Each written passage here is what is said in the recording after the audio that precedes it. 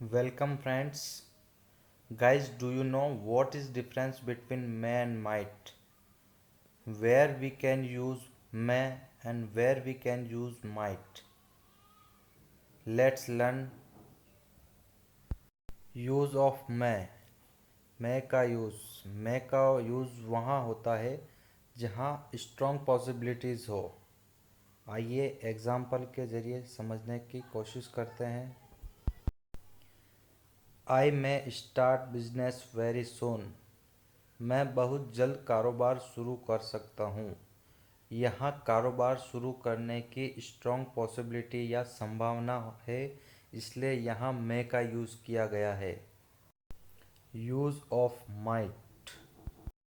Might का उपयोग वहाँ किया जाता है जहाँ पर कार्य होने की संभावना थोड़ी कम हो।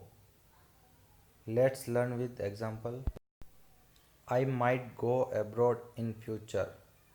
मैं भविष्य में विदेश जा सकता हूँ। यहाँ पे जाने की संभावना कुछ कम हो भी सकती है और नहीं भी हो सकती। Other use of might. When you forward any statement. जब आप किसी की कही गई बात या स्टेटमेंट को किसी और को कहते हैं या आगे किसी को फॉरवर्ड करते हैं, वहाँ माइट का उपयोग किया जाता है। Let's see example. Raj said that he might go abroad. Raj ने कहा कि वह विदेश जा सकता है। यहाँ पर राज की कही गई बात को किसी और को कहा जा रहा है कि वह विदेश जा सकता है, इसलिए यहाँ पर माइट का प्रयोग किया गया है। Other use of might. For politely give advice. जहाँ पर विनम्रता के साथ कोई सलाह दी जाती है, वहाँ पर माइट का प्रयोग किया जाता है। आइए एग्जाम्पल के माध्यम से समझते हैं। Example. I think it's not perfect for you. मुझे लगता है कि यह आपके लिए बिल्कुल भी सही नहीं है।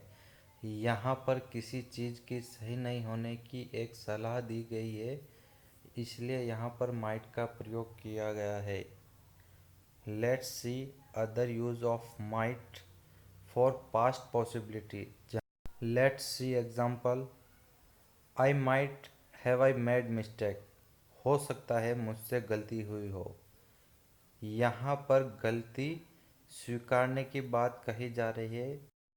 Today we learned that may use for strong possibilities and might use for less possibilities. Second statement forward. Third give advice politely. And fourth past possibilities.